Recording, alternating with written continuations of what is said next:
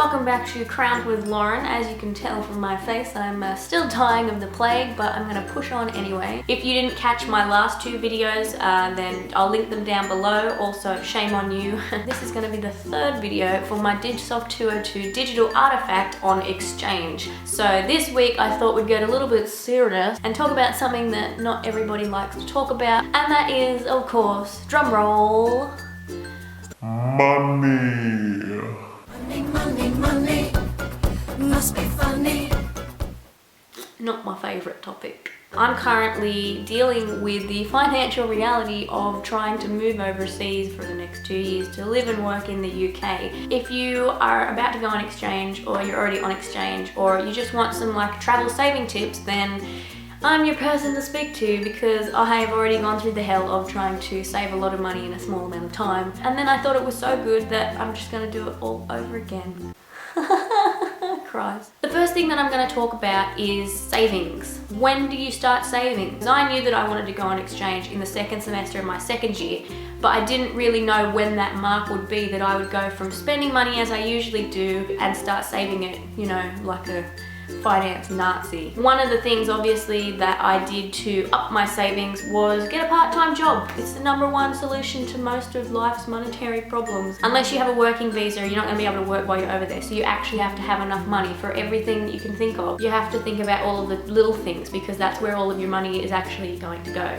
Plot twist, it's actually fact. The other things that contributed to my savings were obviously the OS help loan, and there's also other travel scholarships and grants that you can apply for based on what country you're going to, what you're studying, what your marks are, all that kind of stuff. So if you look at the UOW Global Mobility page, it has a rundown of all those scholarships. Unfortunately, because the UK is the most popular destination, they didn't actually offer any extra grants and scholarships for people going there. So I just had to take the $1,000 travel grant, which is offered based on marks, and I was pretty happy with that. Other than that, I obviously had financial help from my family. I wanted to be quite independent in the fact that I wanted to kind of prove myself financially by raising most of the money myself to go on exchange. I didn't just want to take a handout from my family and say, oh, you know, I raised all this money, I went overseas on my own, because that would be lying. But now I can actually say that I did that with minimal financial assistance from my family. Another couple of things that I did to help up my savings, which I'm actually in the process of doing right now, it's killing me inside,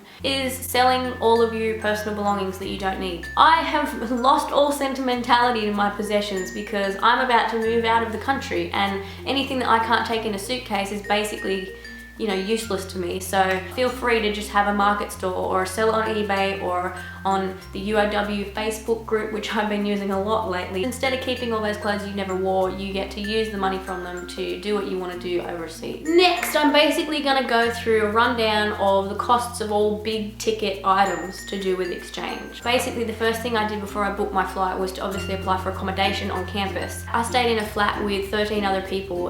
The rooms were pretty basic, but you know, they had everything that you needed. They had a cleaner built into it, so it was pretty good. I'm pretty sure I paid £1,600 for the semester. At the time, that worked out to be just over 3,000 Australian dollars. It's probably the biggest expense that you're going to have to make, but it's the place that you're living, and it'll make or break your exchange experience. And I definitely am happy that I chose the place that I chose to live, because otherwise I wouldn't have met the amazing group of people that I did that were my fellow flatmates. The second big ticket item, pardon the pun, would obviously be your flights. Return flights to London from Sydney cost me about 2,000 Australian dollars. I booked that through the STA Travel website. When I booked my flight, another thing that I would recommend getting if you're booking through STA Travel is an ISIC, International Student Identity Card. So you can use that to get into clubs, you can use that as ID for alcohol, you can use it to, you know, book a hotel room, and it also has a bunch of discounts that are pretty decent actually at places all over the world. It's definitely worth it for $30 at the end of your flight booking. The next big expense is obviously going to be your visa. Basically, I was going to the UK for 6 months, and that meant that I could actually obtain my visa on arrival at the border security at Heathrow Airport. If you're only going for 6 months to the UK, I would definitely recommend that. The only downfall is that you have to have bank account statements and entrance letters for both unis and evidence of your accommodation and your return flight with you in a little document booklet on the day when you get off the plane. But if you're going over there for longer than 6 months, then I would probably recommend getting the Tier 4 visa, which means you can actually work while you're over there. I think that was about $800 for that visa. I don't really know much about visas, but I am learning right now because I'm currently in the process of applying for a 2-year youth mobility visa to go back over to the UK to live and work. Just be organised, do some research, and you'll be fine. The other thing that I wanted to talk about in terms of spending is obviously travel, which I will make a separate video on because it's just like that much of a chunk that people want to know about and people experience when they're on exchange. About 3 weeks after I got to the UK, I was looking up Kentucky and Top Deck tours online. I went on an 18-day Top Deck tour from the end of January to mid-February.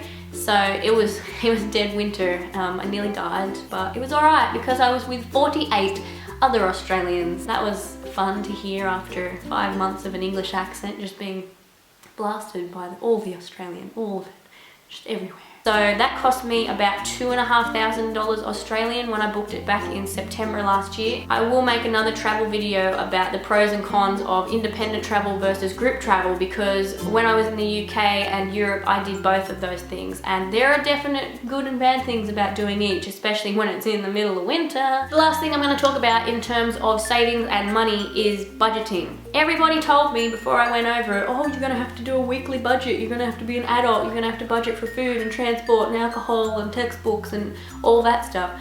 I did not budget at all once. Take that, parents and everybody. I would say I spent about £30 to £50 a week on food and about £10 a week on things like soap and deodorant and stuff like that. If you're going to the UK, I would recommend to go to Aldi rather than things like Sainsbury's and Morrison's. Tesco isn't too bad in terms of price, it's kind of in between, but Aldi you can't really beat. They have like £4 wine that tastes like urine, but is £4. The one thing that I did find a lot more expensive was public transport. If you're in the UK, one of the services that you can use, which is just a godsend, is Megabus. Their fares start from I think £1, depending on when you book it and where you're going to. It took 3 hours to get to London instead of an hour on the train, but it was worth it because it cost me like £6.50 for the duration. One of the biggest things that I didn't really think about, little things to do with your banking that can actually cost you or save you a lot of money in the long run when you're on exchange or just overseas in general. So I went on kind of like a bank headhunt trying to find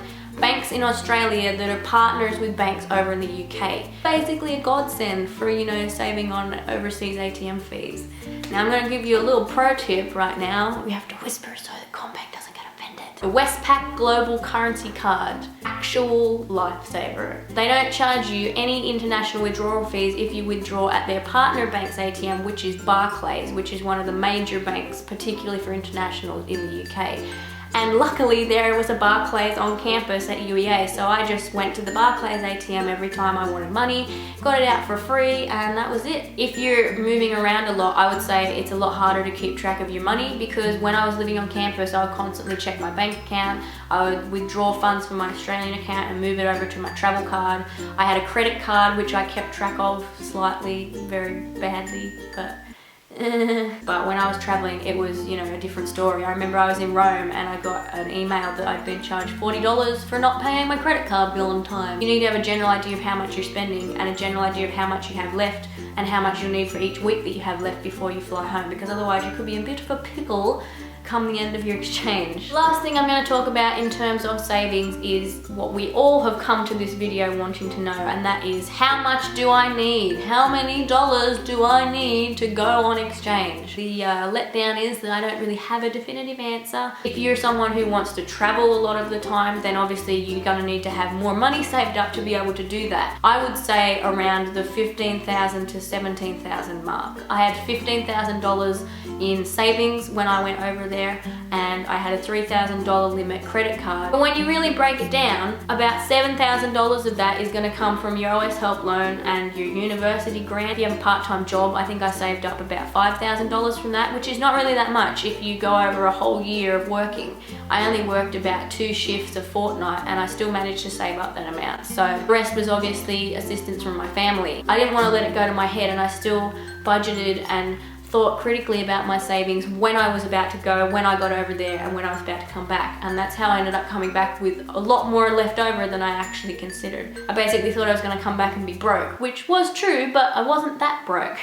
I hope this video helped you somewhat in terms of savings and money and all that kind of terrible stuff that we don't want to speak about when it comes to exchange. Or if you're just going traveling, or you're like me and you're trying to become an expat. I will be back next week. Hopefully I won't be sick anymore. I'm a bit sick of having Ebola, with part 4 of my exchange series. And as always, if you'd like to see more of my face, make sure you click subscribe, and I will see you when I see you. Bye!